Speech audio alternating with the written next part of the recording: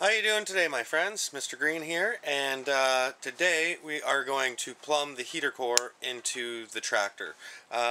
This is the John Deere 2210. There is similar models, and I know that this Yammer motor is in the 4520, I think, and a few other models. So you can look that up online and see if the model is close to yours. Now, after a lot of research, I live in Canada, and we don't use metric, and of course everything on this tractor is metric. And on the side, I will show you here, on the side of your water pump, this is how I'm plumbing it. And now there is different ways of doing it. I did call John Deere and they could not get me the parts. So I'm very limited there, so I had to come up with my own way of getting this plumbed. So on the side of your water pump, so this sensor is normally on down in here. This is so hard to show you guys, but down in there there's one plug there and one plug on the other side. The sensor is generally right here, so but I want to feed both my lines from this side, so I moved the sensor from this side over onto this side, just rerouted the cable. It was more than long enough. So now what I'm going to do is, you can't get this fitting anywhere. I couldn't find it anywhere that goes from, sorry, it's really hard to see in here. Let me see if I can get this out of the way. That goes from a 16 millimeter to a standard 1/2 inch pipe thread. I could not find that fitting anywhere. Not online, nowhere. So now I'm stuck with cutting into the top radiator hose and the lower radiator hose. I'll show you what I got. I had to go to a plumbing supply store to actually get these fittings, and so I'll show you what I've got. So you pick up one of these. So, and nowhere does it tell you the size of that line that's on your tractor for your radiator hose. So what you need is a 1-inch diameter coupler down to this is 1/2 inch. So it says 1 inch and 1/2 inch. This is actually 5/8 heater hose will fit over top of this because it's got a 1/2 inch inside diameter. So you need 2 of these to tie everything together. A bunch of hose clamps, some big, some small. Some are for the big radiator hose and some are for the heater hose, I should say. And then you want some 5/8. You can do whatever size your heater core needs, but mine, I'm using 5/8 heater hose. And then that's where it's going to attach to, is into those 2 holes. So one there and one there. And so what I'm going to do first is kind of get everything laid out to where I want it, and then I got to drill my holes to run my lines, and then we can all once I've got them ran up here to the front underneath the engine compartment, then I can decide where I'm going to cut and put my my joiner pieces in. So alright, well, let's get started, and I'll bring you guys in throughout the process. I'll try to show you as detailed as I can, that you can see what I'm doing, because I tried to find everywhere online to try to find out about this, and it is so hard. There's lots of threads about it that go nowhere. Like, you end up finding nothing out. So I read in a few posts that this won't work if you run it from inside the pipe. Well, that's my only option for now, until I can come across one of those fittings. Once I can find one of those fittings, then I'm good. But until then, I'm gonna hook it up this way. So, alright, well, we'll be back here in a little bit, and I'll update you on where I am. Okay, so I've got this all plumbed up here, and it's let's see if I can turn the light on here for you. There you go.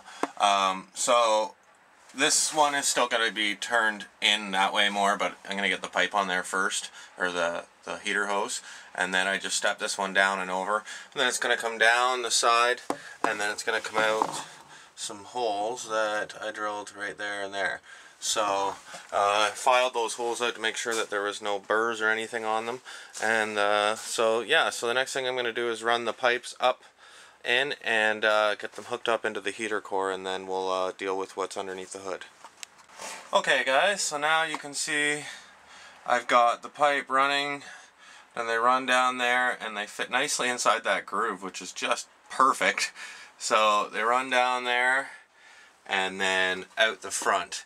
So the next thing I've got to work on is, well, first I'm going to drain the rad, and then this is where they come out right there. So those are going to come down and into the engine here. So first I got to figure out where the cover's got to go on, and make sure there's still room for that, and then we'll cut into these two lines and tap everything in. Okay, so there's the top line tapped in with the T aimed back kind of down on an angle.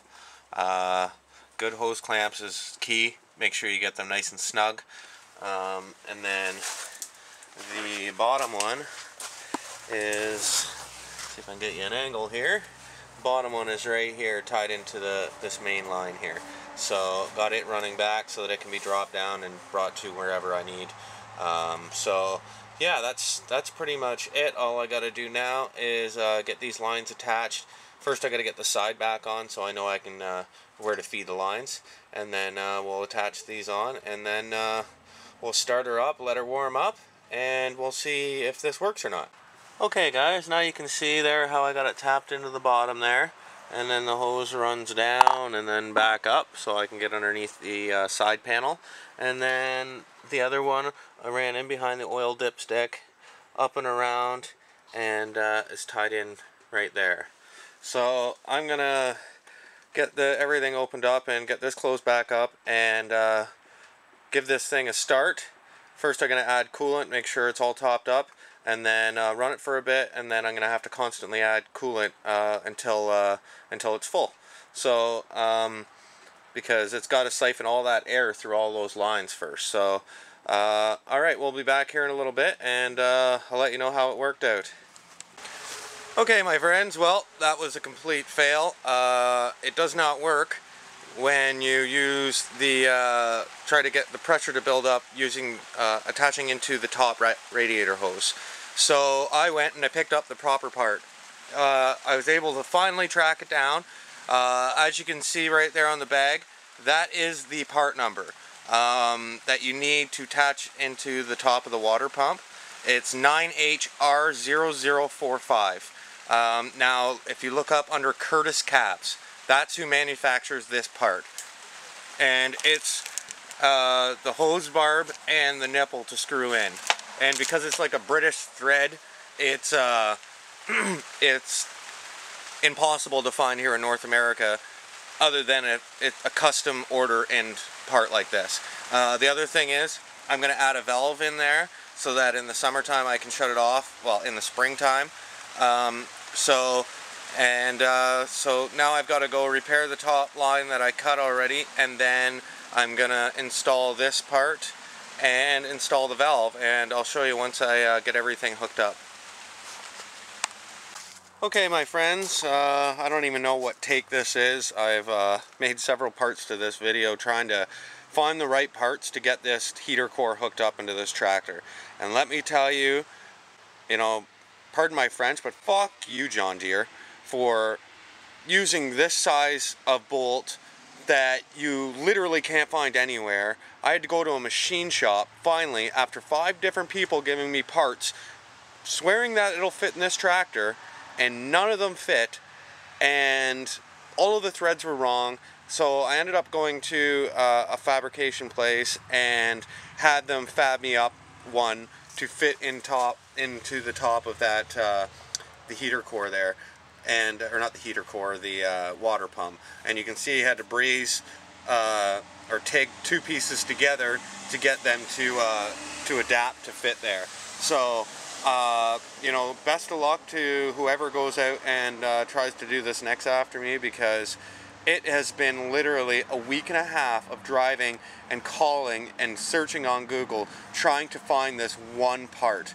Even parts from the Curtis Cab, they swear that's what fits in there, let me tell you, it does not fit. The thread is just so different on this, and I couldn't even tell you what kind of thread this is. It's something else. But anyways, I put a little valve in there so I can shut it off if needed. And the best way to do this is once you get everything all hooked up, run your tractor for about 5 or 6 minutes, shut it back off, open the cap up again, or first fill it up, and then just crack the cap again, let all that air out, and then you'll run it again, and just keep doing that. I did that about 3 times until I got all the air out of the system, and now it's working great. I'm getting tons of heat out of the cab now. I've got one minor little leak that I got to attend to, which isn't a big deal, and it's up by the heater core anyways. But yeah, so you know, I tied in there at the bottom with a T, just a regular plastic T. I think it was $5, and then but to get that fastener made right there cost me $70. $70 for one fitting. Yeah, so best of luck to you if you do decide to do this, and hopefully John Deere will, you know, stand up and come out with a part that you can buy that screws in there and you can hook a 5/8 heater hose to it. Why they don't sell that is beyond me, or even an adapter, or even go on their site and say, you know, this is the size of this nut or this adapter, so that you can go and find the adapter somewhere else, because they will not help you. I've called every John Deere dealership around. None of them can help you with anything. So this is where it ends right now, guys. I'm very frustrated with this, and finally I do have it hooked up. It's starting to rain out now, but so like I said, I've got I had one little leak right here, which this is probably not going to fix it for now, but yeah, I've got to deal with those 2 little tiny leaks. But other than that, it pumps out a ton of heat. I'm definitely not going to be cold inside this cab anymore, which was the goal, I guess, eh? So alright everybody, thanks a lot for checking out this video, and yeah, I just want to let you know that please remember to subscribe, because we're going to be coming out with some really cool videos coming up. In the spring, we're going to build a side-by-side, so that should be a really fun adventure. I've got an old 4-wheeler that we're going to disassemble and make into a side-by-side for the wife and I. But so that should be a fun project, and if anybody has any ideas of projects that you want to see me do, feel free to leave them down in the comments. But alright everybody, you have a great day, and please remember to subscribe, and as always, if you click that thumbs up button, it would be greatly appreciated. Have a great day.